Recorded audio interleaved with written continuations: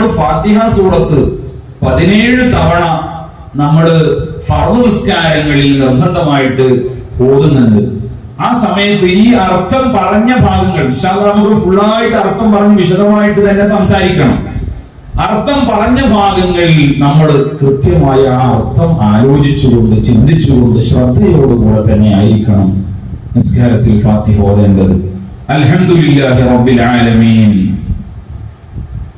ലോകത്തിന്റെ പരിപാലകനായ അല്ലാഹുവിനാണ് സർവ സ്തുതികളും.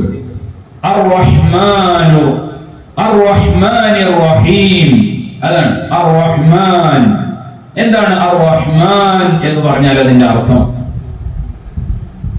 അതിന്റെ അർത്ഥം ഹുവല്ലദീ വസിഅത് റഹ്മതുഹു കുല്ല ശൈഇൻ ലിഅന്നഹു യഉമ്മുൽ മുഅ്മിന വൽ കാഫിറ ഫിദ് ദുനിയാ. ഈ ദുനിയാവിൽ അല്ലാഹുവിന്റെ റഹ്മത്ത് കിട്ടാത്തവരാരാണ്? അല്ലാഹുവിനെ ധിക്കരിച്ച് നടക്കുന്നവർക്ക് അല്ലാഹുവിന്റെ റഹ്മത്തുണ്ട്.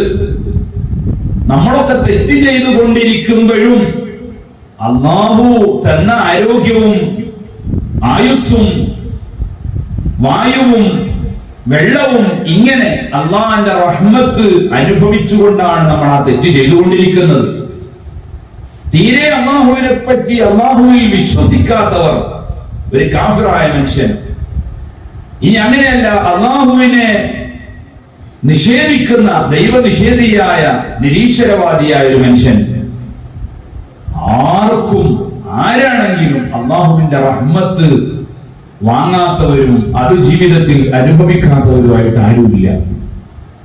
അപ്പോ എന്റെ ഉമ്മമാര് മനസ്സിലാക്കണം, ഈ ദുനിയാവിൽ എല്ലാ വിഭാഗം ആളുകൾക്കും, ജീവികൾക്കും നിർജീവികൾക്കും, വിശ്വസിച്ചവർക്കും അവിശ്വസിച്ചവർക്കും, തെറ്റുകാർക്കും തെറ്റില്ലാത്തവർക്കും എല്ലാവർക്കും അല്ലാഹു കാരുണ്യം ചെയ്തുകൊണ്ടിരിക്കുന്നു. അങ്ങനത്തെ അല്ലാഹുവാണ് എന്നാണ് അർ-റഹ്മാൻ എന്നതിന്റെ അർത്ഥം. അല്ലാഹുവിനെ വിശ്വസിക്കുന്നവർക്കും അവിശ്വസിക്കുന്നവർക്കും വഴിപ്പെടുന്നവർക്കും വഴിപ്പെടാത്തവർക്കും എല്ലാവർക്കും കാരുണ്യം ചെയ്യുന്നവനാണ് അർ-റഹ്മാൻ. ഇതാണ് അർ-റഹ്മാനിന്റെ വിശാലമായ അതിന്റെ അർത്ഥം. അർ-റഹീം എന്നാലോ, അർ-റഹീമിന് മറ്റൊരർത്ഥമാണ് ലിഅന്നഹു യഖുസ്സുൽ മുഅ്മിന ബിറഹ്മതിഹി ഫിൽ ആഖിറ. ആഖിറത്തിലെത്തിയാൽ മരിച്ചതിന് ശേഷം വിശ്വസിച്ചവർക്ക് മാത്രം റഹ്മത്ത് ചെയ്യുന്നവൻ. റഹീം എന്ന് പറഞ്ഞാൽ അതാണ്, വിശ്വസിച്ചവർക്ക് മാത്രം അല്ലാഹു സുബ്ഹാനഹു വ തആല റഹ്മത്ത് ചെയ്യുന്ന സ്ഥലം അത് മരണശേഷമാണ്. അവിടെ പിന്നെ അവിശ്വാസികൾക്ക് റഹ്മത്തില്ല, അല്ലാഹനെ നിഷേധിച്ചവർക്ക് റഹ്മത്തില്ല, അല്ലാഹുക്ക് എതിര് ചെയ്ത് നടന്നവർക്ക് റഹ്മത്തില്ല. അതാണ് അർ-റഹീം എന്ന് പറഞ്ഞാൽ അതിന്റെ അർത്ഥം. അപ്പൊ നമുക്ക് അതിങ്ങനെ ഓതുമ്പോ ഈ കാര്യങ്ങൾ ഇങ്ങനെ ഓർമ്മ വരണം. ഈ ദുനിയാവിൽ ഞാൻ എങ്ങനെ നടന്നാലും അല്ലാഹുവിന്റെ റഹ്മത്ത് ഉണ്ടാകും, അതിൽ ഞാൻ വഞ്ചിതനായി പോകാൻ പാടില്ല. ചിലർക്ക് അങ്ങനെ തോന്നും, ഞാൻ ആ ചെയ്തതൊന്നും അല്ലാഹുക്ക് ഇഷ്ടക്കേടൊന്നും ആയിട്ടില്ല, കാരണം എനിക്ക് കിട്ടണതൊന്നും മുടങ്ങണില്ലല്ലോ, എനിക്ക് നല്ല സുഖജീവിതാണല്ലോ, എന്റെ ഭർത്താവിന് നല്ല ജോലിയാണല്ലോ, പൈസക്കൊന്നും ഒരു മുട്ടുമില്ല, ഒരു പ്രയാസമില്ലല്ലോ, അതുകൊണ്ട് ഞാൻ ചെയ്യുന്നതൊക്കെ അല്ലാഹുക്ക് പെരുത്ത് ഇഷ്ടമായിരിക്കും എന്ന് ആരും വിചാരിക്കണ്ട. കാരണം ഈ ദുനിയാവിൽ അല്ലാഹു സുബ്ഹാനഹു വ തആല നമ്മളെ ബിസ്മിയിലൂടെ തന്നെ പഠിപ്പിക്കുകയാണ്. ഫാത്തിഹയുടെ 2ാമത്തെ ആയത്തിലൂടെ പഠിപ്പിക്കുകയാണ്, ഞാൻ അർ-റഹ്മാനാണ് കേട്ടോ. ദുനിയാവിൽ നീ എത്ര കുരുത്തക്കേട് ചെയ്താലും വേണ്ടാത്തരം ചെയ്താലും എത്ര തോന്നിവാസിയായി ജീവിച്ചാലും നിനക്ക് ഞാൻ എന്റെ കാരുണ്യം തടയുകയില്ല. ഞാൻ നിന്നോട് സ്നേഹം കാണിക്കും, അത് എന്റെ ദുനിയാവിലെ സ്വഭാവമാണ്, അത് വെച്ച് നീ വഞ്ചിതനാകണ്ട. യാ അയ്യുഹൽ ഇൻസാനു മാ ഗർറക ബിറബ്ബികൽ കരീം. വിശുദ്ധ ഖുർആൻ പറയുന്നുണ്ട്, യാ അയ്യുഹൽ ഇൻസാൻ, ഓ മനുഷ്യ, മാ ഗർറക ബിറബ്ബികൽ കരീം. ഔദാര്യം ചെയ്യുന്ന, കാരുണ്യം ചെയ്യുന്ന, ഫ്രീ ആയിട്ട് വേണ്ടതെല്ലാം നിനക്ക് ചെയ്തുകൊണ്ടിരിക്കുന്ന റബ്ബിന്റെ കാരുണ്യത്തിൽ നീ വഞ്ചിതനായോ മനുഷ്യ? ഒരിക്കലും വഞ്ചിതരാകണ്ട. ഈ വഞ്ചന നിന്നെ പരാജയപ്പെടുത്തും. അത് ദുനിയാവിൽ മാത്രമേ നിനക്ക് ലഭിക്കുകയുള്ളൂ. ഈ സുഖം നീ തെറ്റുകാരനായാലും വേണ്ടാത്തരം ചെയ്താലും ഈ സുഖം ലഭിക്കുക ദുനിയാവിൽ മാത്രമാണ്. ആഖിറത്തിൽ അല്ലാഹു സുഖം കൊടുക്കുന്നത് അർ-റഹീം. വിശ്വസിച്ചവർക്കും അള്ളാഹനെ വഴിപ്പെട്ട് ജീവിച്ചവർക്കും മാത്രമേ ഉള്ളൂ. ഇത് നമ്മൾ വലിയ പാഠമായിട്ട് ഇതിൽ നിന്ന് മനസ്സിലാക്കുകയാണ്. വലിയ പാഠമായിട്ട് അത് നമ്മൾ നല്ലോണം ഗൗരവത്തിൽ മനസ്സിലാക്കണം. ഇവിടുത്തെ സുഖം അതിൽ വഞ്ചിതരായി പോകരുത്. വിശുദ്ധ ഹദീസിൽ നമുക്ക് കാണാൻ കഴിയും. ഈ വിഷയം വിശദീകരിക്കുന്ന ഇമാമിങ്ങൾ നമ്മളോട് പറയുന്നത് കാണാൻ കഴിയും. അള്ളാഹു നമുക്ക് ചെയ്യുന്ന തെറ്റുകാർക്ക് ചെയ്യുന്ന തെറ്റ് ചെയ്തിട്ടും അള്ളാഹു നമുക്ക് ചെയ്യുന്ന കാരുണ്യം അത് മീൻ പിടിക്കുന്ന പോലെയാണ്. അല്ലെ, മീനിന് നമ്മൾ ചൂണ്ടയിട്ട് മീൻ പിടിക്കാറുണ്ടല്ലോ. ചൂണ്ടയിട്ട് മീൻ പിടിക്കുമ്പോ ചൂണ്ടയുടെ തലയിൽ നമ്മളൊരു മീനിന് നല്ല ഇഷ്ടമുള്ള ഇര കൊടുക്കും, അല്ലെങ്കിൽ ചെറിയൊരു മത്സ്യത്തെ പിടിച്ച് അതിൽ കോർത്തിടും, അല്ലെങ്കിൽ മീനിന് ഇഷ്ടമുള്ള ഏതെങ്കിലും ഒരു സാധനം കോർത്തിട്ടാണ് ഇട്ടുകൊടുക്കുക. കോർത്തിട്ട് ഇട്ടുകൊടുക്കുമ്പോ നമ്മൾ ആദ്യം തന്നെ ഇങ്ങനെ മസിൽ പിടിച്ച് അത് വലിച്ചു പിടിച്ചു നിൽക്കൂല, മറിച്ച് അത് അവർക്ക് കൊത്തി കൊണ്ടുപോകാൻ പറ്റുന്ന രൂപത്തിൽ നമ്മൾ അയച്ചിട്ട് കൊടുക്കും. എന്നിട്ട് മീൻ വന്നിട്ട് ഇങ്ങനെ അതിങ്ങനെ കൊത്തി നോക്കും, ഇതിന്റെ പിന്നിൽ ആരെങ്കിലും ഉണ്ടോ, ഇത് വലിച്ചു പോകുന്നുണ്ടോ എന്നൊക്കെ നോക്കുമ്പോഴൊക്കെ നമ്മൾ ഒന്നും കൂടി അയച്ചു കൊടുക്കും. മീനിനെ നമ്മൾ വഞ്ചിക്കുകയാണ് യഥാർത്ഥത്തിൽ. മത്സ്യം ആദ്യം അതിന്റെ ചുണ്ടുകൊണ്ട് മെല്ലെ ഒന്ന് കടിച്ചൊന്ന് വലിച്ചു നോക്കും, അപ്പൊ നമ്മൾ ഒന്നും കൂടി അയച്ചു കൊടുക്കും. അയച്ചു കൊടുക്കുമ്പോ മത്സ്യം കരുതും, ഇതിന്റെ പിന്നിൽ ആരുമില്ല, ഇത് വഞ്ചനയൊന്നുമല്ല, ഇത് എനിക്ക് ഭക്ഷിക്കാനുള്ള തന്നെയാണ് എന്ന് കരുതിയിട്ട് ഒരൊറ്റ വിഴുങ്ങലായിരിക്കും. അപ്പോഴാണ് നമ്മൾ പിടിച്ചു വലിക്കുക. ഈ ഒരു അവസ്ഥ പറഞ്ഞുകൊണ്ട് ഇമാമിങ്ങൾ പറയുന്നുണ്ട്, ഇതേ രൂപത്തിൽ അള്ളാഹു നമ്മെ പരീക്ഷിക്കും. നമുക്ക് ജീവിതത്തിൽ സുഖങ്ങൾ ഇങ്ങനെ അയച്ചിട്ട് തരും. പൈസക്ക് പൈസ, പിന്നെ വീടിന് വീട്, കാശിന് എന്തും വളരെ സുഖകരമായ ജീവിതം. മക്കളുണ്ട്, എല്ലാത്തിനും ആളുകളുണ്ട്. അപ്പൊ നമ്മൾ അയഞ്ഞു പോകരുത്. ഇത് നമ്മൾ ചൂണ്ടയിട്ട് പിടിക്കാനുള്ള അള്ളാഹുവിന്റെ ഒരു രൂപമാണ്. അതുകൊണ്ട് അതിൽ നമ്മൾ എന്താകരുത്, വഞ്ചിതരാകരുത്. അതിൽ അയഞ്ഞു തരുമ്പോ ഒരു അസുഖവും ഇല്ല, ഒരു പ്രയാസവും ഇല്ല. എന്ത് തെറ്റുകൾ ചെയ്തിട്ടും അള്ളാഹിന്റെ ഭാഗത്തുനിന്ന് ഒരു ശിക്ഷയുമില്ല. ഫുൾ സുഖമാണെന്ന് കരുതി ഇതൊക്കെ അള്ളാഹ്ക്ക് ഇഷ്ടമാണെന്ന് വിചാരിച്ചു പോകരുത്. അള്ളാഹ് നമ്മളെ പിടിക്കും. ചൂണ്ട അവസാനം ചൂണ്ടയിട്ട ആള് വലിക്കുന്നത് പോലെ അള്ളാന്റെ ഒരു വലിണ്ട്, അത് ആഖിറത്തിൽ വെച്ചായിരിക്കും. അപ്പൊ അതുകൊണ്ട് അതിൽ വഞ്ചിതരാകരുത്. യാ അയ്യുഹൽ ഇൻസാനു മാ ഗററക ബിറബ്ബിക്കൽ കരീം. ഔദാര്യവാനായ അല്ലാഹുവിന്റെ സ്വഭാവം കണ്ട് നീ വഞ്ചനയിൽ പെട്ടുപോകരുത് കേട്ടോ. വിശുദ്ധ ഖുർആൻ പറയുന്നുണ്ട്. അത് തന്നെയാണ് നമുക്ക് ഇവിടെയും പറയാനുള്ളത്. അർ-റഹ്മാൻ, ദുനിയാവിൽ വഴിപ്പെട്ടവർക്കും വഴിപ്പെടാത്തവർക്കും എല്ലാവർക്കും കാരുണ്യം, ഗുണവും എല്ലാ സൗകര്യങ്ങളും ചെയ്യുന്നവനാണ് അല്ലാഹു. അത് ഓതുമ്പോ നമ്മുടെ മനസ്സിൽ വരണം, പടച്ചോനെ എന്നെ നീ വഞ്ചിക്കല്ലേ, എന്നെ നീ അങ്ങനത്തെ കൂട്ടത്തിൽ പെടുത്തല്ലേ എന്ന് നമ്മുടെ മനസ്സിൽ വരണം. അർ-റഹീം, വഴിപ്പെട്ടവർക്ക് മാത്രം കാരുണ്യം ചെയ്യുന്നവൻ. എവിടെ? ആഖിറത്തിൽ. ആഖിറത്തിലെത്തിയാൽ പിന്നെ വേറുള്ള ആളുകൾ. ഇപ്പോ നമ്മളൊന്ന് ആലോചിച്ച് നോക്ക്. ഈ ദുനിയാവിൽ ഇന്ന് ഏറ്റവും വലിയ, ലോകത്തെ ഏറ്റവും വലിയ സമ്പന്നനാരാ? ഇനി ലോകത്തേക്ക് പോകണ്ട, നമ്മുടെ ഇന്ത്യ രാജ്യത്തെ ഏറ്റവും വലിയ സമ്പന്നരാരാണ്? നിങ്ങൾക്കൊക്കെ അറിയാലോ. ആ പേര് ഇവിടെ നമ്മൾ പറയേണ്ട ആവശ്യമില്ല. അവരാരാണ്? മുസ്ലിമീങ്ങളാണോ? അല്ല. വലിയ വലിയ സമ്പന്നരൊക്കെ എടുത്തു നോക്കിയാൽ ചിലപ്പോ അവർക്ക് മുസ്ലിം പേരുണ്ടാകണമെന്നില്ല. അപ്പോ അതിന്റെ സ്വഭാവം, ദുനിയാവത്തെ സ്വഭാവം അങ്ങനെയാണ്. വലിയ സുഖങ്ങളും സമ്പത്തും ഒക്കെ കൊടുക്കും. അവർക്ക് ചിലപ്പോ 400 ബെഡ്റൂമുകളുള്ള വീടുണ്ടാവും. നമ്മൾ വായിച്ചിട്ടുണ്ട്. ഡൽഹിയിലെ വഖഫ് ഭൂമി കയ്യേറി അവിടെ 400 ബെഡ്റൂമുള്ള വീടിന്റെ ഉടമയാണ് ഇന്ത്യ രാജ്യത്തെ ഏറ്റവും വലിയ സമ്പന്നനെന്ന്. അപ്പോ അങ്ങനെ അള്ളാഹിന്റെ മുമ്പിൽ ഒരു സുജൂദ് പോലും ചെയ്യാത്ത ഒരാളെ എങ്ങനെ ഇങ്ങനെ സമ്പന്നനാക്കുന്നത് എന്ന് നമ്മൾ സംശയിക്കേണ്ട. കാരണം അല്ലാഹു അർ-റഹ്മാൻ, അല്ലാഹു റഹ്മാനാണ്. ഏത് തോന്നിവാസിക്കും റഹ്മത്ത് ചെയ്യും ദുനിയാവിൽ. അതുകൊണ്ട് നമ്മൾ ആ കാര്യമൊന്നും സംശയിക്കേണ്ട ആവശ്യമില്ല. അല്ലാഹു സുബ്ഹാനഹു വ തആല റഹ്മത്ത് എന്ന് പറയുന്ന ഒരു സാധനത്തിനെ അല്ലാഹു പടച്ചത്. ഇമാം മുസ്ലിം റളിയല്ലാഹു അൻഹു റിപ്പോർട്ട് ചെയ്യുന്ന ഹദീസ്, സയ്യിദുനാ റസൂലുള്ളാഹി സ്വല്ലല്ലാഹു അലൈഹി വസല്ലം തങ്ങൾ പറയുന്നുണ്ട്, അല്ലാഹു കാരുണ്യം എന്ന് പറയുന്ന, സ്നേഹം എന്ന് പറയുന്ന വസ്തുവിനെ പടച്ചു. എന്നിട്ട് അതിനെ, ഇത് നമ്മൾ മുമ്പും പറഞ്ഞതാണ്, അതിനെ 100 കഷ്ണങ്ങളാക്കി അല്ലാഹു സുബ്ഹാനഹു വ തആല. അതിൽ നിന്ന് 99 കഷ്ണങ്ങളും അല്ലാഹു സുബ്ഹാനഹു വ തആല അവിടെ തന്നെ വെച്ചിരിക്കുകയാണ്. ഒന്ന് മാത്രമാണ് ഇങ്ങോട്ട് ഇറക്കിയത്.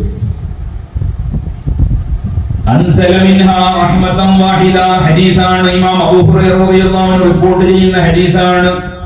അൻസല മിൻഹാ വാഹിദ, ഒരൊറ്റൊന്ന് മാത്രമാണ്, ഒരു കഷ്ണം മാത്രമാണ് ഇങ്ങോട്ട് ഇറക്കിയത്. ബൈനൽ ജിന്നി വൽ ഇൻസി, ജിന്നുകളുടെയും ജിന്നുകൾക്കിടയിൽ അവരുടെ മക്കൾ, അവരുടെ ഉമ്മമാര്, ഉപ്പമാര്, ജിന്നുകൾക്കിടയിൽ അങ്ങനെ കുടുംബ ജീവിതമുണ്ട്. അവർക്കുള്ള റഹ്മത്ത് അതിന്റെ ഭാഗമാണ്. വൽ ഇൻസി, മനുഷ്യരായ നമുക്കിടയിൽ എന്തൊരു റഹ്മത്തുണ്ട്. നമ്മുടെ മക്കളോട് എന്തൊരു സ്നേഹമാണ് നമുക്ക്. മാതൃസ്നേഹത്തിനെ കുറിച്ച് നമ്മൾ എപ്പോഴും വാചാലമാകാറുണ്ട്. ഉമ്മ എന്ന് പറയുന്ന ഏറ്റവും വലിയ സ്നേഹത്തിന്റെ നിറകുടമാണ്.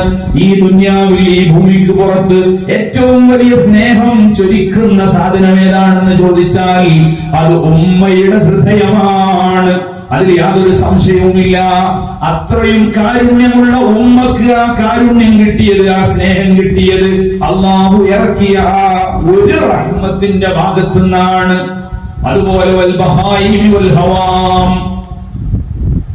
മൃഗങ്ങൾ, ഇഴജന്തുക്കൾ, പക്ഷികൾ, പറവകൾ, ഇവകൾക്കൊക്കെ ഇടയിൽ സ്നേഹമുണ്ട്, കാരുണ്യമുണ്ട്. അതെല്ലാം കിട്ടിയത് വബിഹായ തഅതഫൂന വബിഹായ തറാഹമൂൻ വബിഹാ തഅതിഫുൽ വഹ്ശു അലാ വലദിഹാ. ഒരു മൃഗം, ഒരു പശു, അതിന്റെ പശുക്കിടാവിന്റെ മേൽ സ്നേഹം കാണിക്കുന്നത്, ഒരു പറവ അതിന്റെ കുഞ്ഞിന് സ്നേഹം കൊടുക്കുന്നത്, ഒരു കോഴി അതിന്റെ കോഴി കുഞ്ഞുങ്ങൾക്ക് സ്നേഹം കൊടുക്കുന്നത്, ഇതെല്ലാം കിട്ടിയത് ലോകത്ത് വ്യാപിച്ചു കിടക്കുന്ന സ്നേഹത്തിന്റെ, കാരുണ്യത്തിന്റെ, അലിവിന്റെ എല്ലാ ഭാഗങ്ങളും എത്ര വലുതായിട്ട് നമ്മൾ അതിനെ പറഞ്ഞാലും അതെല്ലാം കിട്ടിയത് അല്ലാഹു മൊത്തത്തിൽ സൃഷ്ടിച്ച റഹ്മത്തിന്റെ 100ൽ 1 ഭാഗം മാത്രമാണ് ഈ ദുനിയാവിലേക്ക് അല്ലാഹു ഇറക്കിയിട്ടുള്ളത്. അതിൽ നിന്ന് കിട്ടിയതാണെന്ന് സയ്യിദുനാ റസൂലുള്ളാഹി സ്വല്ലല്ലാഹു അലൈഹി വസല്ലം. അപ്പൊ നമ്മൾ ഒന്ന് ചിന്തിച്ചു നോക്ക്, ആ അള്ളാന്റെ അടുത്ത് സൂക്ഷിച്ചു വെച്ച 99 റഹ്മത്തിന്റെ വലിപ്പം എത്രയാണ്. അതാണ് അല്ലാഹുവിന്റെ റസൂൽ പറഞ്ഞത്, അല്ലാഹു ഇങ്ങോട്ട് നൽകാതെ അവിടെ സൂക്ഷിച്ചു വെച്ചിട്ടുണ്ട്. നമുക്ക് നൽകാൻ വേണ്ടി അല്ലാഹു അവിടെ പിന്തിച്ചു വെച്ചിട്ടുണ്ട് 99 റഹ്മത്തുകൾ. യർഹമു ബിഹാ ഇബാദഹു, അല്ലാഹുവിന്റെ അടിമകൾക്ക് അല്ലാഹു അതുകൊണ്ട് റഹ്മത്ത് ചെയ്യും. അല്ലാഹു ആ സ്നേഹം കൊടുക്കുന്നത് എപ്പോഴാണ്? യൗമൽ ഖിയാമത്തി, ഖിയാമത്ത് നാളിലാണ്. അപ്പൊ ഇവിടുന്ന് കിട്ടുന്ന റഹ്മത്തൊന്നും റഹ്മത്തായിട്ട് നമുക്ക് കൂട്ടാൻ പറ്റില്ല. ഇവിടെയുള്ള ഉമ്മ കുട്ടിയോട് കാണിക്കുന്ന സ്നേഹമൊന്നും സ്നേഹത്തിന്റെ ഒരു ഭാഗത്തേക്ക് പോലും എത്തി എന്ന് പറയാൻ പറ്റില്ല. അത് ഇവിടുന്ന് കിട്ടിയ കുറച്ച് അല്ലാഹ് വിതരണം ചെയ്ത ഈ ഒരു റഹ്മത്തിന്റെ ഒരു അംശം നമുക്ക് കിട്ടിയതിന്റെ ഫലമായിട്ട് നമ്മുടെ ഹൃദയത്തിൽ രൂപപ്പെട്ട സ്നേഹമാണ്. എന്നാൽ അള്ളാന്റെ ഹൃദയത്തിൽ അപ്പൊ എത്രയായിരിക്കും സ്നേഹം ഉണ്ടാകുക? കാരണം ബാക്കി 99 അള്ളാന്റെ അടുത്താണുള്ളത്. അല്ലാഹു സുബ്ഹാനഹു വ തആല സാധുക്കളായ നമുക്കും നമ്മോട് ബന്ധപ്പെട്ടവർക്കും ആ അതിരില്ലാത്ത സ്നേഹം നൽകി അനുഗ്രഹിക്കുമാറാവട്ടെ. ആമീൻ ആമീൻ. അള്ളാന്റെ സ്നേഹത്തിന്റെ വലിപ്പം മനസ്സിലാക്കാൻ വേണ്ടിയാണ് ഞാൻ പ്രിയപ്പെട്ട ഉമ്മമാരെ ആ ഹദീസ് ഉദ്ധരിച്ചത്. അള്ളാഹ്ക്ക് വല്ലാതെ ഇഷ്ടമുള്ള ഒരു പേരാണ് അർഹമുർ റഹീമീൻ എന്നുള്ളത്. നമ്മൾ മുമ്പ് ചിലപ്പോൾ പറഞ്ഞിട്ടുണ്ടാവും, എന്നാലും ഒന്നും കൂടെ ഓർമ്മപ്പെടുത്തുകയാണ്.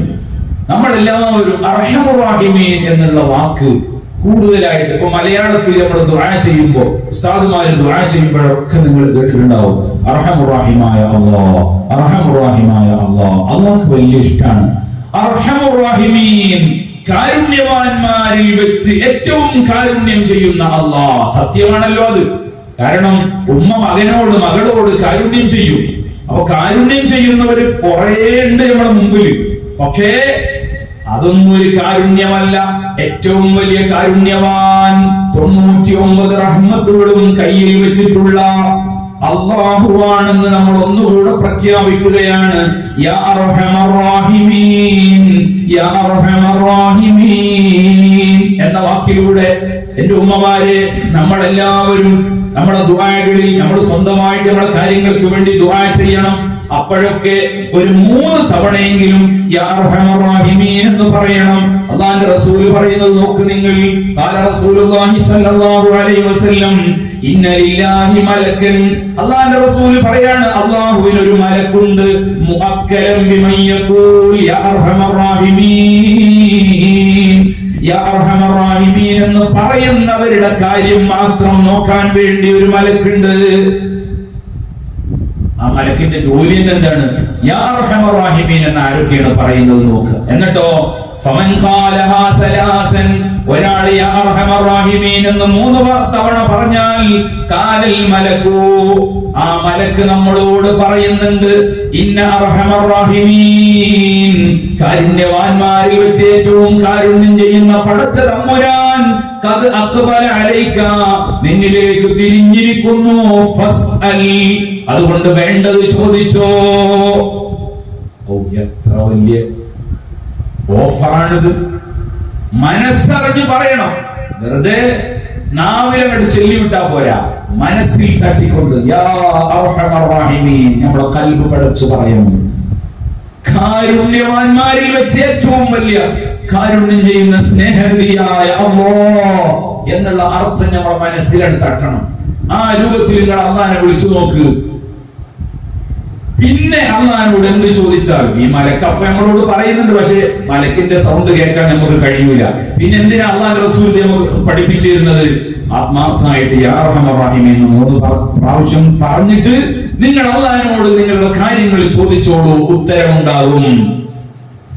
ഇത് പഠിപ്പിക്കാൻ വേണ്ടിയാണ് നമ്മളോട് ഈ കാര്യം പറഞ്ഞത്.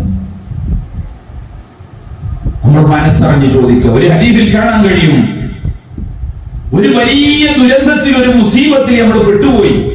നമ്മുടെ കുടുംബത്തിൽ, അല്ലെങ്കിൽ നമ്മുടെ ഭർത്താവിന്റെ കാര്യം, നമ്മുടെ മക്കളുടെ കാര്യം, നമ്മളുടെ കുടുംബത്തിലെ വേറെ ആരുടെയെങ്കിലും ഒരു കാര്യം, സാമ്പത്തിക വിഷയമോ മറ്റെന്തെങ്കിലും ഒരു വിഷയത്തിൽ നമ്മൾ പെട്ടുപോയി. ഒരു നിലക്കും കരകയറാൻ കഴിയുന്നില്ല. ആ സമയത്ത് ഒരാൾ രാത്രി എല്ലാവരും കിടന്നുറങ്ങുന്ന സമയത്ത് എഴുന്നേറ്റിട്ട് നല്ലപോലെ wudu എടുത്തിട്ട് 2 റക്അത്ത് നിസ്കരിച്ചു. എന്നിട്ട് 1000 തവണ യാ അർഹമർ റഹീമീൻ, കാരുണ്യവാനായ അല്ലാഹ്, കാരുണ്യം ചെയ്യുന്നവരിൽ വെച്ച്, സ്നേഹം ചെയ്യുന്നവരിൽ വെച്ച്, ഈ പ്രയാസങ്ങൾ മാറ്റിത്തരുന്നവരിൽ വെച്ച് ഒക്കെ എല്ലാം കാരുണ്യമാണല്ലോ അല്ലാഹുവിന്റെ. ഈ കാരുണ്യവാന്മാരിൽ വെച്ച് ഏറ്റവും കാരുണ്യവാനായ നാഥാ, എന്റെ ഈ വിളി ഒന്ന് കേൾക്കണേ എന്ന് മനസ്സിൽ തട്ടിക്കൊണ്ട് യാ അർഹമർ റഹീമീൻ എന്നൊരാള് 1000 തവണ, മറ്റൊന്നും പറയണില്ല, മനസ്സിൽ വേണം. എന്തിനാണ് ഈ വിളിക്കുന്നത്? ഞാൻ ഇങ്ങനെ ഒരു പ്രയാസത്തിൽപ്പെട്ടു, എന്റെ ഭർത്താവ് ഇങ്ങനെ ഒരു പ്രയാസത്തിൽപ്പെട്ടു, എന്റെ മകൻ ഇങ്ങനെ ഒരു പ്രയാസത്തിലാണ്, എന്റെ കുടുംബം ഇങ്ങനെ ഒരു പ്രയാസത്തിലാണ്. ഇങ്ങനെ ആ പ്രയാസം മനസ്സിൽ വെച്ചുകൊണ്ട് മനസ്സറിഞ്ഞ് 1000 തവണ ഒരാൾ അങ്ങനെ യാ അർഹമർ റഹീമീൻ എന്ന് പറഞ്ഞാൽ, വേറെ ഒന്നും പറഞ്ഞില്ല, ഇത് മാത്രം പറഞ്ഞാൽ നിർബന്ധമായിട്ടും ആ പ്രയാസം നീങ്ങിയിരിക്കും. അത് ഗ്യാരണ്ടി ആയിട്ട് തന്നെ ഇമാമിങ്ങൾ കിതാബിൽ പറയുന്നുണ്ട്. പക്ഷെ നമ്മളത് പറയാൻ തയ്യാറാകണം. എന്നോട് ഇവിടുന്നല്ല, മറ്റു പല ആളുകളും ഈ കാര്യം പറഞ്ഞുകൊണ്ട് ഞാൻ പ്രസംഗിച്ചപ്പോ പല വിഷമങ്ങളും എന്ന് പറഞ്ഞു. അങ്ങനെ അവര് ഇത് ചെയ്തതിന്റെ പേരിൽ ഉസ്താദേ അത് റാഹത്തായി, അത് മാറി, അതിന് അടുത്ത ദിവസം തന്നെ അതിന് പിന്നെ മാറ്റമുണ്ടായി എന്നൊക്കെ പറഞ്ഞ് സന്തോഷം പറഞ്ഞത് ഞാൻ ഓർക്കുകയാണ്. ഫലുണ്ടാവും പ്രിയപ്പെട്ട മുഅ്മിനീങ്ങളെ, നമ്മൾ തയ്യാറാവേണ്ടി ഏറ്റവും ഈ കാരുണ്യത്തിന്റെ, സ്നേഹത്തിന്റെ അറ്റമില്ലാത്ത കടലായ പടച്ചോനെ നമ്മൾ ഏത് പാവമാണെങ്കിലും ഏത് തെറ്റുകാരാണെങ്കിലും വിളിച്ചാൽ അള്ളാഹ് ഉത്തരം ചെയ്യൂലേ? അത്രയും സ്നേഹല്ലേ അള്ളാഹ്ക്ക്. അതുകൊണ്ട് നമ്മൾ എന്തിനു പേടിക്കണം? അതാണ് അള്ളാന്റെ റസൂല് പറഞ്ഞത്. ആ മലക്ക് നിങ്ങളോട് പറഞ്ഞുകൊണ്ടിരിക്കുന്നുണ്ട്, അർഹമുർ-റഹീമായ അള്ളാഹു നിങ്ങളിലേക്ക് തിരിഞ്ഞിട്ടുണ്ട്. ഫസ്അൽ, അതുകൊണ്ട് നിങ്ങൾ വേണ്ടത് അള്ളാഹിനോട് ചോദിച്ചോളൂ. ഒരിക്കൽ നബി സല്ലല്ലാഹു അലൈഹി വസല്ലം തങ്ങൾ ഇങ്ങനെ നടന്നു പോവുകയാണ്. മർറ റസൂലുള്ളാഹി സ്വല്ലല്ലാഹു അലൈഹി വസല്ലം ബിറജുലിൻ, ഒരാളുടെ അടുത്തേക്ക് കൂടെ ഇങ്ങനെ നടന്നു പോകുമ്പോ വഹുവ യഖൂൽ, അയാൾ അവിടെ ഇരുന്ന് പറയുന്നത് എന്താണെന്നറിയോ? യാ അർഹമർ റഹീമീൻ, യാ അർഹമർ റഹീമീൻ എന്നിങ്ങനെ ഇരുന്ന് പറയുന്നുണ്ട്. ഇത് പകലാ രാത്രിയാണെന്നൊന്നുമില്ല. നമ്മൾ നേരത്തെ പറഞ്ഞത്, ആ 1000 വട്ടം പറഞ്ഞത്, അത് രാത്രി പ്രത്യേകം അവിടെ പറഞ്ഞിട്ടുണ്ട്. എന്നാൽ യാ അർഹമർ റഹീമീൻ നമുക്ക് എപ്പോഴും അള്ളാഹിനെ വിളിക്കാം. അത് അള്ളാഹ്ക്ക് വലിയ ഇഷ്ടമാണ്. നമ്മളിലേക്ക് അള്ളാഹു തിരിയുകയും ചെയ്യും. അള്ളാഹുവിന്റെ റസൂൽ പറയുന്നത് നോക്കുങ്ങൾ, മുത്തുനബി ഒരു മനുഷ്യന്റെ അടുത്ത് കൂടെ, ഒരു സ്വഹാബിയുടെ അടുത്തേ കൂടെ ഇങ്ങനെ നടന്നു പോകുമ്പോ അദ്ദേഹം അവിടെ ഇരുന്നു കൊണ്ട് യാ അർഹമർ റഹീമീൻ എന്നിങ്ങനെ പറഞ്ഞുകൊണ്ടിരിക്കുകയാണ്. അപ്പൊ അള്ളാഹുവിന്റെ റസൂൽ പറയാണ്, ഫഖാല ലഹു റസൂലുള്ളാഹി സ്വല്ലല്ലാഹു അലൈഹി വസല്ലം, നബി സല്ലല്ലാഹു അലൈഹി വസല്ലം തങ്ങൾ ആ സ്വഹാബിയോട് പറയാണ്, സൽ, ഇനി ചോദിച്ചോ, നിനക്ക് വേണ്ടത് അള്ളാഹിനോട് ചോദിച്ചോ. ഫഖദ് നളറല്ലാഹു ഇലൈക, നിന്നിലേക്ക് അല്ലാഹു സുബ്ഹാനഹു വ തആല നോക്കിയിരിക്കുകയാണ്. യാ അർഹമർ റഹീമീൻ എന്ന് ആദ്യം പലതവണ വിളിച്ചതുകൊണ്ട് അള്ളാഹ് നിന്നിലേക്ക് നോക്കിയിരിക്കുകയാണ്. ഇനി വേണ്ടത് ചോദിച്ചോ എന്ന് സയ്യിദുനാ റസൂലുള്ളാഹി സ്വല്ലല്ലാഹു അലൈഹി വസല്ലം. പ്രിയപ്പെട്ട ഉമ്മമാരെ, എത്ര കാരുണ്യവാനാണ് അല്ലാഹു തആല. നമ്മൾ അള്ളാഹിന്റെ കാരുണ്യത്തെ പ്രശംസിച്ചുകൊണ്ട് അള്ളാഹിനെ വിളിക്കുമ്പോഴേക്ക് ഏത് തെറ്റുകാരാണെങ്കിലും നമ്മിലേക്ക് തിരിഞ്ഞ് നമ്മിലേക്ക് നമുക്ക് വേണ്ടി ചോദിക്കാൻ ആവശ്യപ്പെട്ട് എന്തും ചോദിച്ചോളൂ, ഞാൻ തരാം എന്നുള്ള രൂപത്തിൽ നമ്മിലേക്ക് വരുന്ന പടച്ച തമ്പുരാൻ എത്ര കാരുണ്യവാനാണ്. ഈ അർത്ഥങ്ങളൊക്കെ നമ്മുടെ മനസ്സിൽ വരണം. അർ-റഹ്മാനിർ റഹീം, കാരുണ്യവാന്മാരിൽ വെച്ച് ഏറ്റവും കാരുണ്യവാനായ അല്ലാഹു. നിങ്ങൾ നോക്ക്, സയ്യിദുനാ റസൂലുള്ളാഹി സ്വല്ലല്ലാഹു അലൈഹി വസല്ലം തങ്ങൾ പറയാണ്, ഞാൻ പറഞ്ഞല്ലോ, ഇങ്ങനത്തെ കാരുണ്യമുള്ള അല്ലാഹുവിനെ നമ്മൾ വിളിക്കുമ്പോ അല്ലാഹു നമ്മൾ ഒരിക്കലും ശൂന്യരാക്കി ഒന്നും തരാതെ, നമ്മൾ ചോദിച്ച ഒന്നും തരാതെ മടക്കി വിടുകയില്ല.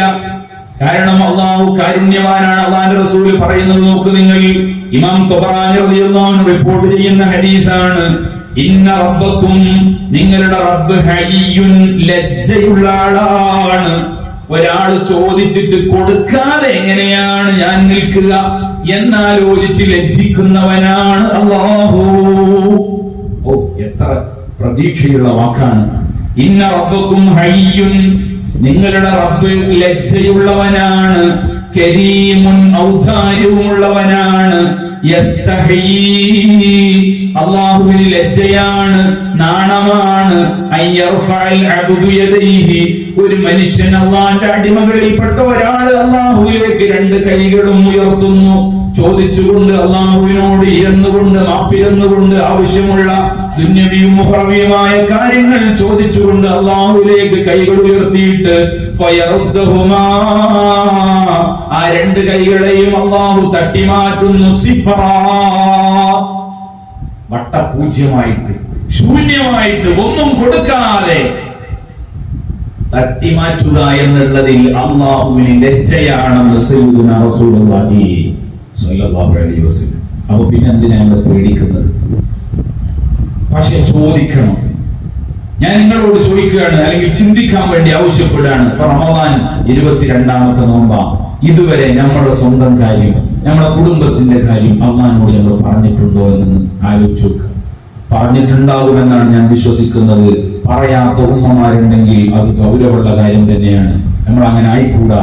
ഇനിയുള്ള സമയങ്ങൾ നിർബന്ധമായിട്ടും അതിനു വേണ്ടി ഉപയോഗപ്പെടുത്തണം.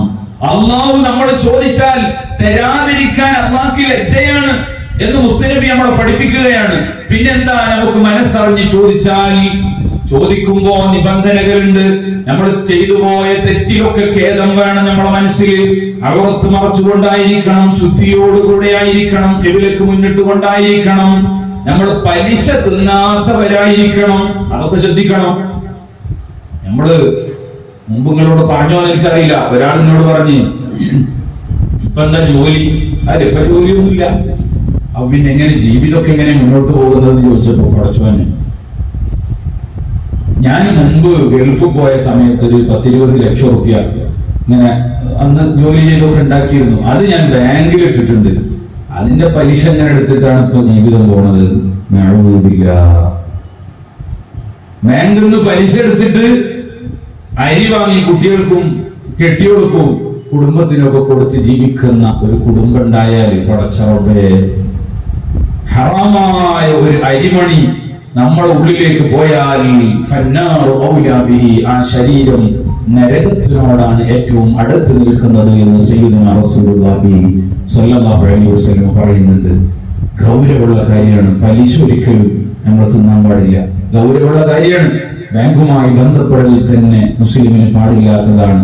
പരമാവധി ആ ബന്ധം നമ്മൾ ഒഴിവാക്കണം. പ്രിയപ്പെട്ട ഉമ്മമാരെ, ഞാൻ ഇടക്ക് പറഞ്ഞു എന്നേ ഉള്ളൂ. അപ്പൊ അങ്ങനത്തെ ബന്ധങ്ങളൊന്നും ഉണ്ടാകാൻ പാടില്ല. നമ്മുടെ ശരീരത്തിലേക്ക് പലിശ കയറാൻ പാടില്ല.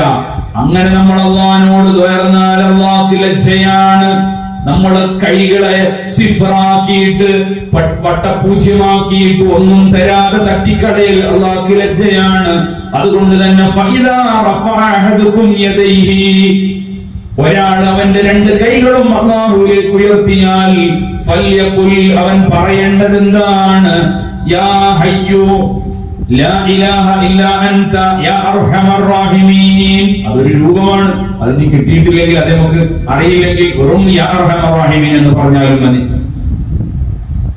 യാ ഹയ്യു ലാ ഇലാഹ ഇല്ലാ അൻത യാ അർഹമർ റഹീമീൻ 3 മററാത്തിൻ, 3 തവണ അങ്ങനെ പറഞ്ഞു. യാ ഹയ്യു ലാ ഇലാഹ ഇല്ലാ അൻത യാ അർഹമർ റഹീമീൻ. ثم اذا رد يديه فليفرغ ذلك الخير الى وجهه. അങ്ങനെയുണ്ട്. ദുആ കഴിഞ്ഞാൽ നമ്മൾ ആ കൈ കൊണ്ട് മുഖം തടവൽ സുന്നത്തുണ്ട്. അത് തന്നെയാണ് ഈ പറഞ്ഞത്. നമ്മൾ അങ്ങനെ പറഞ്ഞ് ദുആക്ക് കഴിഞ്ഞാൽ ആ 2 കൈകളെ കൊണ്ടും നമ്മുടെ മുഖം തടവണം. അത് നല്ലൊരു കാര്യമാണ്, സുന്നത്തായ കാര്യമാണ്. ഇരിക്കട്ടെ, ഞാൻ പറഞ്ഞത് അല്ലാഹുവിന് അത്രയും വലിയ കാരുണ്യമാണ് നമ്മളോട്. നമ്മൾ ചിന്തിക്കുന്നതിന്റെ അപ്പുറത്താണ് അള്ളാഹുവിന്റെ കാരുണ്യം. അള്ളാഹുവിന് നമ്മളോടുള്ള സ്നേഹം. നിങ്ങൾക്കറിയില്ലേ, പലപ്പോഴും നമ്മൾ കേട്ട കഥയായിരിക്കും ബഹുമാനപ്പെട്ട ഇബ്രാഹിം ഇബ്നു അദ്ഹം റളിയല്ലാഹു അൻഹുവിന്റെ കാലത്ത് ബഹുമാനപ്പെട്ടവരെ ഒരു വീട്ടിലേക്ക് ഒരു സൽക്കാരത്തിന് വേണ്ടി ക്ഷണിച്ചു. കുന്തു ളൈഫൻ ലിബഅദി ഖൗമി ഫഖദ്ദമ അൽമാഇദ. അതിഥിയായിട്ട് സൽക്കാരത്തിന് വേണ്ടി ഒരു വീട്ടുകാർ ക്ഷണിച്ചപ്പോ, അന്നത്തെ പോലത്തെ സൗകര്യങ്ങളൊന്നുമില്ല. ഡൈനിങ് ടേബിളും ഡൈനിങ് ഹാളും അങ്ങനത്തെ വലിയ സൗകര്യങ്ങളും പത്രാസുകളൊന്നും ഇല്ലാത്ത കാലാണ്. അതുകൊണ്ട് വീടിന്റെ മുറ്റത്ത്, നമ്മളൊക്കെ ചെറുപ്പത്തിൽ തന്നെ നമുക്ക് ഓർമ്മ ഉണ്ടാകും, വീടിന്റെ മുറ്റത്ത് പായിട്ടിട്ട് അല്ലെങ്കിൽ അതിനൊരു സൗകര്യം ചെയ്തിട്ട് അവിടെ എല്ലാവരും ചമ്പ്രം പടിഞ്ഞിരുന്നിട്ട് ആണ് ഭക്ഷണം കഴിക്കും. അങ്ങനത്തെ സ്വഭാവമുള്ള ഒരു കാലുണ്ടായിരുന്നു, കാറ്റും കൊണ്ട് ഭക്ഷണം കഴിക്കുന്നത്. അതൊക്കെ പോയി ഇരിക്കട്ടെ. ആ കാലത്ത് ഇബ്രാഹിം തങ്ങള് പറയാണ്, ഞങ്ങളിങ്ങനെ മുറ്റത്തൊരു പായിട്ടിട്ട് അതിലേക്ക് ഭക്ഷണങ്ങളൊക്കെ ഇങ്ങനെ കൊണ്ടുവന്ന് വെച്ച്, പത്തിരി ഉണ്ടായിരുന്നു, കട്ടിപ്പത്തിരി, അതുപോലെയുള്ള വിഭവങ്ങളൊക്കെ അന്നത്തെ സൽക്കാരത്തിന്റെ വിഭവങ്ങൾ. അതിങ്ങനെ കഴിച്ചുകൊണ്ടിരിക്കുമ്പോ ഫനസല ഖുറാബ്, ഒരു കാക്ക പറന്നു വന്നുകൊണ്ട് ഫസലബ റദീഫ, ഒരു പത്തിരി റാഞ്ചിയെടുത്ത് കൊത്തിയെടുത്ത് പോയി. ഇബ്രാഹിം തങ്ങൾ പറയാണ്, ഫഅത്ബഅതുഹു തഅജ്ജുബൻ, എനിക്ക് വല്ലാതെ കൗതുകം തോന്നി, അത്ഭുതം തോന്നി, പക്ഷി എങ്ങോട്ടാണ് അത് കൊണ്ടുപോകുന്നത്. അങ്ങനെ ഞാൻ പിന്തുടർന്നു. ഫനസല ഫീ ബഅദി തലാൽ, തൊട്ടടുത്തുള്ള ഒരു മലയുണ്ട്. ആ മലയുടെ ഒരു ഭാഗത്തേക്കാണ് ഈ പക്ഷി പറന്നു പോകുന്നത്. അവിടെ ചെന്ന് നോക്കുമ്പോ ഫഇദാ ഹുവ ബിറജുലിൻ മുഖയ്യദിൻ മശ്ദൂദിൻ യദൈനി, അവിടെ ഒരു മരത്തില് ഒരു മനുഷ്യനെ കയ്യും കാലും ഒക്കെ കെട്ടി വരിഞ്ഞു വെച്ചിരിക്കുന്നു. ആരോ കെട്ടിയിട്ടതാണ്, ശത്രുക്കൾ ആരോ ഒരു മനുഷ്യനെ ഒരു മരത്തിൽ കയ്യും കാലും കെട്ടിയിട്ട് ശരീരം മൊത്തം കെട്ടിയിട്ടിട്ടുണ്ട്. ഫഅൽകൽ ഖുറാബു ദാലിക റഗീഫ അലാ വജ്ഹിഹി. ഈ കാക്ക പത്തിരി കൊത്തിയെടുത്ത് പറന്നുപോയ കാക്കയിതാ ഈ പത്തിരി ആ മനുഷ്യന്റെ വായിലേക്കാണ് കൊണ്ടുപോയി വെക്കുന്നത്. അല്ലാ അല്ലാ, ഒരു മനുഷ്യൻ, ആ മനുഷ്യൻ എന്താണ് തെറ്റ് ചെയ്തതെന്നോ എന്താണ് സംഭവിച്ചതോ എന്നൊന്നും ആർക്കും അറിയില്ല. പക്ഷേ അല്ലാഹു സുബ്ഹാനഹു വ തആല മനുഷ്യന് ഭക്ഷണം കൊടുക്കുന്നത് കണ്ടോ ഉമ്മമാരെ? ഒരു കാക്കയെ കൊണ്ട് ഭക്ഷണം കൊത്തിയെടുത്ത് ഈ മനുഷ്യന്റെ വായിൽ കൊണ്ടുവന്ന് കൊടുക്കുകയാണ്. ഇമാം റാസി റളിയല്ലാഹു അൻഹു തഫ്സീറിൽ ഈ സംഭവം ഉദ്ധരിക്കുകയാണ്. അതാണ് അല്ലാഹുവിന്റെ സ്നേഹം. നമ്മൾ പെട്ടുപോയാലും നമ്മൾ കുടുങ്ങിപ്പോയാലും അല്ലാഹു നമ്മളെ കൈവിടുകയില്ല. മുമ്പ് നമ്മൾ പറഞ്ഞിട്ടുണ്ട് ദുന്നൂനുൽ മിസ്രി റളിയല്ലാഹു അൻഹു പറഞ്ഞ സംഭവം. ഞാൻ ചുരുക്കി പറയാണ്. ദുന്നൂനുൽ മിസ്രി റളിയല്ലാഹു അൻഹു ഒരു ദിവസം വീട്ടിൽ ഇങ്ങനെ കിടക്കുകയാണ്. വെറുതെ ഇങ്ങനെ ക്ഷീണം മാറ്റാൻ വേണ്ടി പകൽ സമയത്ത് ഇങ്ങനെ കിടക്കുമ്പോ അദ്ദേഹത്തിന് ഇങ്ങനെ തോന്നി, മിസ്റുകാരനാണ്, മിസ്റിലൂടെ ഒഴുകുന്ന നദിയുടെ പേരാണല്ലോ നമുക്കറിയാം നൈൽ നദി. നൈൽ നദിയുടെ ചാരത്താണ്, രണ്ട് സൈഡിലുമാണ് മിസ്റിൽ താമസിക്കുന്നവരുടെയൊക്കെ വീടുകളുള്ളത്. അങ്ങനെ ഇങ്ങനെ വീട്ടിൽ നിൽക്കുമ്പോ മനസ്സിൽ ഇങ്ങനെ തോന്നാം, ഒന്ന് നൈൽ നദിയുടെ കര വരെ പോയാലോ, നൈൽ നദിയുടെ അവിടെ പോയി കാറ്റുകൊണ്ട് കുറച്ചു നേരം ഇരുന്നാലോ എന്നിങ്ങനെ തോന്നാം. എത്ര വീട്ടിൽ കിടന്നിട്ടും ഇങ്ങനെ നമുക്ക് അങ്ങനെ ഉണ്ടല്ലോ, ഒന്ന് പുറത്തിറങ്ങാൻ തന്നെ തോന്നാം. അപ്പൊ അദ്ദേഹം അങ്ങനെ പുറത്തിറങ്ങിപ്പോയി. അങ്ങനെ വീട്ടിൽ നിന്ന് പുറത്തിറങ്ങി നൈൽ നദിയുടെ കരയിലേക്ക് ചെന്ന് നോക്കുമ്പോ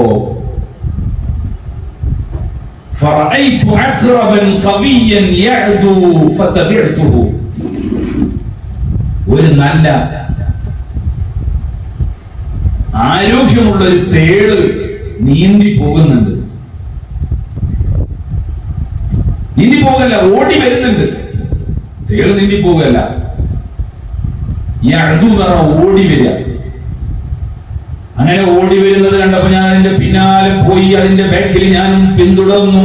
അങ്ങനെ അത് നൈൽ നദിയുടെ തൊട്ടടുത്തെത്തി. അപ്പോഴാണ് അവിടെ ഉണ്ട്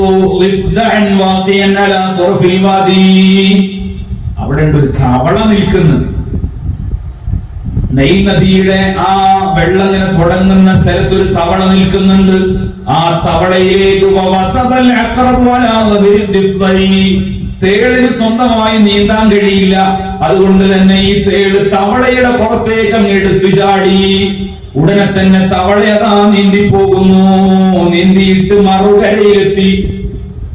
ഞാനും അവിടെ ഉണ്ടായിരുന്ന ദുന്നൂനുൽ മിസ്രി തങ്ങൾ പറയാണ്, അവിടെ ചെറിയൊരു വഞ്ചി ഉണ്ടായിരുന്നു. ആ വഞ്ചിയിൽ കയറിയിട്ട് ഞാനും മറുകരയിലെത്തി. ഈ കൗതുകം എന്താണ്, എവിടേക്കാണ് ഇവര് പോകുന്നതെന്ന് കാണാൻ വേണ്ടി ഞാനും അവരെ പിന്തുടർന്നു.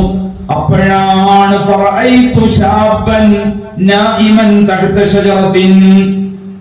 ഇവര് കര കടന്നിട്ട് ഓടിപ്പോവുകയാണ്. ഈ തേള് ഓടിപ്പോയിട്ട് നോക്കുമ്പോ അവിടെ മരത്തിന്റെ തണലിൽ ഒരു യുവാവ് ഇങ്ങനെ ഉറങ്ങിക്കിടക്കുന്നുണ്ട്.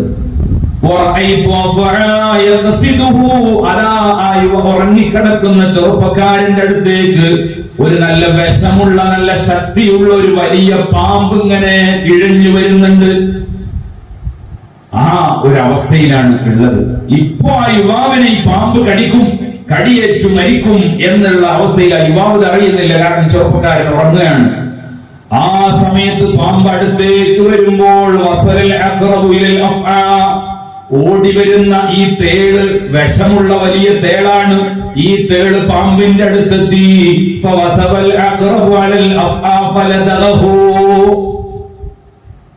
തേള് പാമ്പിനെ കുത്തി.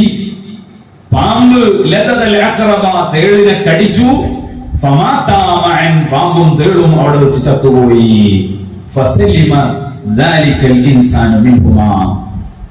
അല്ലാഹു സുബ്ഹാനഹു വ തആല ഉറങ്ങിക്കിടക്കുന്ന ചെറുപ്പക്കാരനെ ഈ വിഷജന്തുക്കളിൽ നിന്ന് രക്ഷപ്പെടുത്തി. ഇമാം റാസി റളിയല്ലാഹു അൻഹു ഉദ്ധരിക്കുന്നത് എന്തിനാണ് നമുക്ക് പറഞ്ഞു തരുന്നത്? അല്ലാഹു നമ്മൾ അശ്രദ്ധരായി നിൽക്കുന്ന സമയത്ത് വരെ നമ്മളെ സംരക്ഷിച്ചു കൊണ്ടിരിക്കുന്നു, നമ്മളോട് സ്നേഹം കാണിച്ചു കൊണ്ടിരിക്കുന്നു എന്ന് നമ്മളെ പഠിപ്പിക്കാനാണ് ബഹുമാനപ്പെട്ട ഇമാം റാസി റളിയല്ലാഹു അൻഹു ഈ സംഭവം ഉദ്ധരിക്കുന്നത്. അപ്പൊ അത്രയും വലിയ സ്നേഹം ഉള്ള ആളാണ് അല്ലാഹു. ആ അല്ലാഹുവിന്റെ സ്നേഹത്തിൽ നമ്മൾ നിരാശരാകരുത്. എന്തെങ്കിലും ഒരു വിഷമുണ്ടാകുമ്പോഴേക്ക് നമ്മളെടുത്ത് നിന്ന് അങ്ങനത്തെ സംസാരങ്ങളൊന്നും ഉണ്ടാകരുത്. അപ്പോഴും വിശാലമായ അതിരുകളില്ലാത്ത കാരുണ്യത്തിന്റെ നിറകുടമായ എന്നൊന്നും പറഞ്ഞാൽ ഒരിക്കലും നമുക്ക് അവസാനിപ്പിക്കാൻ പറ്റൂല. അത്രയും വലിയ കടലായ അല്ലാഹു സുബ്ഹാനഹു വ തആലയുടെ കാരുണ്യം നമ്മൾ ചോദിച്ചുകൊണ്ടിരിക്കണം. ഒരിക്കൽ ബഹുമാനപ്പെട്ട സയ്യിദ് ഇബ്നു ഹാരിസ റളിയല്ലാഹു അൻഹു, സ്വഹാബിയാണ് സയ്യിദ് റളിയല്ലാഹു അൻഹു, കൂടെ മറ്റൊരാളും, അദ്ദേഹം സ്വഹാബികളുടെ കൂട്ടത്തിൽ തന്നെ ഉള്ള ആളാണ്. അങ്ങനെ ചിലരുണ്ടാവും സ്വഹാബികളുടെ കൂട്ടത്തിൽ ഇങ്ങനെ കൂടും, അവർ പള്ളിക്കൊക്കെ വരും, നിസ്കരിക്കാനൊക്കെ കൂടും, പക്ഷേ ആനുകൂല്യങ്ങൾ കിട്ടാൻ വേണ്ടിയാണ്, റിലീഫിന്റെ കിറ്റ് കിട്ടാൻ വേണ്ടിയാണ്, അല്ലെങ്കിൽ അരി കിട്ടാൻ വേണ്ടിയാണ്, അല്ലെങ്കിൽ ഇവിടെ തണ്ണിമത്തം കൊടുക്കുന്നുണ്ട് കേട്ടപ്പോ വന്നതാണ്. അങ്ങനെയൊക്കെ വരുന്നവരുണ്ടാകും. അവർ യഥാർത്ഥത്തിൽ ഈമാനുള്ളവരല്ല, അവര് മുനാഫിഖീങ്ങളാ, ആനുകൂല്യങ്ങൾ കിട്ടാൻ വേണ്ടി വന്നവർ. അങ്ങനെ നമ്മുടെ കൂട്ടത്തിൽ ഒന്നും ഉണ്ടാകാൻ പാടില്ല. അള്ളാഹു നമ്മളെ കാത്തു രക്ഷിക്കുമാറാവട്ടെ. ഈ സ്വഹാബികളുടെ കൂട്ടത്തിൽ വരെ ഉണ്ടായിരുന്നു. എന്ത്? അള്ളാഹുവിന്റെ റസൂലിന്റെ ക്ലാസ്സിൽ വന്നിരിക്കും, കൂടെ നിസ്കരിക്കാൻ കൂടും. എന്തിനാണിത്? അത് അള്ളാഹുവിന്റെ റസൂലിനെ വിശ്വസിച്ചത് കൊണ്ടല്ല, സ്നേഹമുണ്ടായത് കൊണ്ടുമല്ല, മറിച്ച് അള്ളാഹുവിന്റെ റസൂലിന്റെ അടുത്ത് കുറെ ഹദിയകൾ വരും, ഈത്തപ്പഴം വരും, പാല് വരും, അതുപോലെ നല്ല നല്ല സാധനങ്ങൾ ഇങ്ങനെ വരുമ്പോ അള്ളാഹുവിന്റെ റസൂല് കൂടെയുള്ള ക്ലാസ്സിലുള്ളവർക്കൊക്കെ അത് വിതരണം ചെയ്യും. അപ്പൊ അതിന്റെ ഒരു ഭാഗം കിട്ടാൻ വേണ്ടിയാണ് ചിലർ കൂടിയിട്ടുള്ളത്. അല്ലാതെ അവിടെ ക്ലാസ് കേൾക്കാനോ അല്ലെങ്കിൽ ദീനിനോടുള്ള കൂറുകൊണ്ടോ സ്നേഹമുണ്ടോ ഉസ്താദുമാരോടുള്ള സ്നേഹം കൊണ്ടോ ബഹുമാനം കൊണ്ടോ ഒന്നും അല്ല. ആ രൂപത്തിലായി പോയാൽ അത് മുനാഫിഖ് എന്നാണ് അവരെ പറ്റി പറയുക. സയ്യിദ് റളിയല്ലാഹു അൻഹു പറയാണ്, ഞാനും എന്റെ ഒരു സുഹൃത്തിനെയും കൂട്ടി, പക്ഷേ സുഹൃത്ത് മുനാഫിഖാണെന്ന് എനിക്കറിയില്ല. നമുക്കത് മനസ്സിലാക്കാൻ കഴിയൂലല്ലോ. ഇപ്പൊ പള്ളിയിൽ ഇങ്ങനെ വരുന്നുണ്ട്, നമ്മുടെ ജമാഅത്തിന് കൂടുന്നുണ്ട്, എല്ലാ കാര്യങ്ങൾക്കും സജീവമാണ്, പക്ഷെ ഇവന്റെ മനസ്സിൽ ഈമാനില്ല, ഇവൻ ഇതൊക്കെ ആനുകൂല്യം കിട്ടാൻ വേണ്ടി കാട്ടിക്കൂട്ടുന്നതാണെന്ന് നമുക്ക് മനസ്സിലാക്കാൻ കഴിയൂലല്ലോ. അതുകൊണ്ട് തന്നെ സയ്യിദ് റളിയല്ലാഹു അൻഹു ഇവനും നല്ലൊരു സ്വഹാബിയാണെന്ന് മനസ്സിലാക്കിക്കൊണ്ട് കൂടെ കൂട്ടി. അങ്ങനെ മക്കയിൽ നിന്ന് ഒരു ത്വായിഫിലേക്ക് പോവുകയാണ്. എന്തോ ഒരു ആവശ്യത്തിന് വേണ്ടി പോയപ്പോ ഒരു സുഹൃത്തിനെ കൂടെ കൂട്ടിയതാണ്. സയ്യിദ് റളിയല്ലാഹു അൻഹു പറയാണ്, അങ്ങനെ അവര് ആ പോകുന്ന വഴിക്ക് ജനവാസമില്ലാത്ത, മനുഷ്യന്മാരില്ലാത്ത, വീടുകളൊന്നും ഇല്ലാത്ത ഒരു ഭാഗത്തെത്തി. ആ ഭാഗത്തെത്തിയപ്പോ സുഹൃത്തായ മുനാഫിഖായ മനുഷ്യൻ, അപ്പോഴാണ് ഇവന്റെ ഉള്ളുകള്ളി സയ്യിദ് റളിയല്ലാഹു അൻഹു അറിയുന്നത്. ഇവൻ പറഞ്ഞു, നദ്ഖുലു ഹുനാ വനസ്തരീഹ്, നമുക്ക് ഇവിടെ കുറച്ചു നേരം വിശ്രമിച്ചിട്ട് പോകാന്ന് പറഞ്ഞു. ഒരു തണല് കണ്ടപ്പോ നമുക്ക് ഇവിടെ കുറച്ചു നേരം കിടന്ന് ഒന്ന് ഉറങ്ങിയിട്ടൊക്കെ പോകാം. അന്നത്തെ യാത്ര അങ്ങനെയൊക്കെയാണല്ലോ. അങ്ങനെ അവര് അവിടെയുള്ള ആ തണലിൽ കിടന്ന് ഉറങ്ങി. വനാമ സെയ്തും, ഇവൻ പറയുന്നത് സത്യസന്ധമാണ്, ഇവൻ നല്ല സുഹൃത്താണെന്ന് കരുതിക്കൊണ്ട് ബഹുമാനപ്പെട്ട സയ്യിദ് റളിയല്ലാഹു അൻഹു ഉറങ്ങിപ്പോയി. ഉറങ്ങിയപ്പോ ഫൗസഖൽ മുനാഫിഖു സയ്യിദൻ വഅറാദ ഖത്ലഹു, ഇത് വഞ്ചനയായിരുന്നു. സയ്യിദ് റളിയല്ലാഹു അൻഹു ഉറങ്ങിയാൽ കൊല്ലാൻ വേണ്ടി പ്ലാൻ ചെയ്തുകൊണ്ട് പറഞ്ഞതായിരുന്നു ഈ മുനാഫിഖായ മനുഷ്യൻ.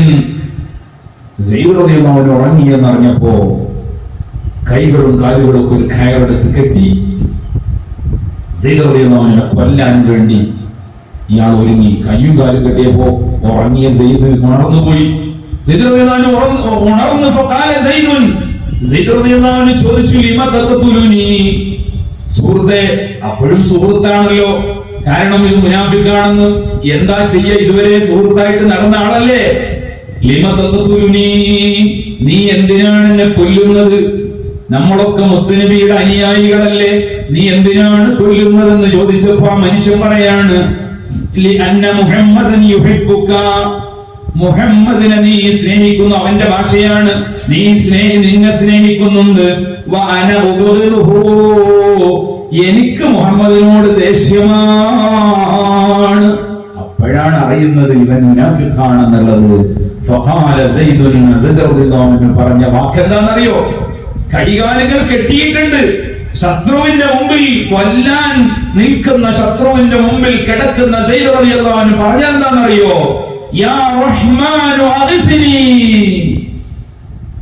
കാരുണ്യവാനായ ഏത് തമ്മാടിക്കും കാരുണ്യം ചെയ്യുന്ന അല്ലാഹ് എന്നെ സഹായിക്കണേ എന്ന് മനസ്സിൽ തട്ടി, മനസ്സ് പൊട്ടിക്കൊണ്ട് ഒരൊറ്റ വാക്ക്, യാ റഹ്മാനു അഗ്ഫിനി, റഹ്മാനായ അല്ലാഹ് എന്നെ രക്ഷിക്കണേ, എന്നെ സഹായിക്കണേ. നമ്മളൊക്കെ അത്തരം ഒരു അവസ്ഥയിൽ എത്തിയ എന്താ ചെയ്യാ? അവിടെയാണ് അള്ളാഹിനെ മറക്കരുത്, അള്ളാഹിന്റെ റഹ്മത്ത് നമ്മൾ ഓർത്തിട്ട് അള്ളാഹിനെ വിളിച്ചോളൂ, ഉത്തരം ഉണ്ടാവും. പ്രിയപ്പെട്ട ഉമ്മമാരെ, അങ്ങനത്തെ ഒരു ഘട്ടമൊക്കെ നമുക്ക് ഉണ്ടായാൽ അള്ളാഹിനെ മനസ്സറിഞ്ഞ് വിളിച്ചാൽ ഉത്തരം ഉണ്ടാവും. എന്ന് വിളിച്ചപ്പോ കൊല്ലാൻ വേണ്ടി വാളുമായിട്ട് നിൽക്കുന്ന, കൈകാലുകൾ കെട്ടിയിട്ട് വാളുമായിട്ട് ഒരു തടസ്സവുമില്ലാതെ നിൽക്കുന്ന മുനാഫിക്ക് കേൾക്കുകയാണ്,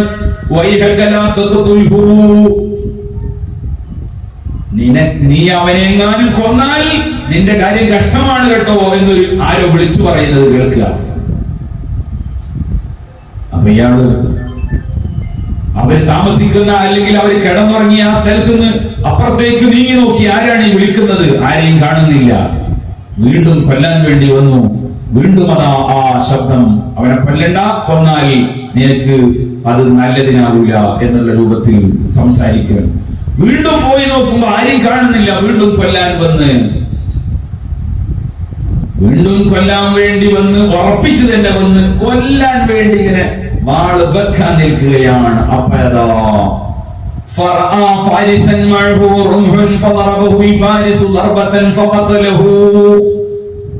കുതിരപ്പുറത്തൊരാള് വന്നുകൊണ്ട് ഒരു കുന്തം കൊണ്ട് ഈ മുനാഫിഖിനെ കുത്തി അങ്ങ് കൊലപ്പെടുത്തി.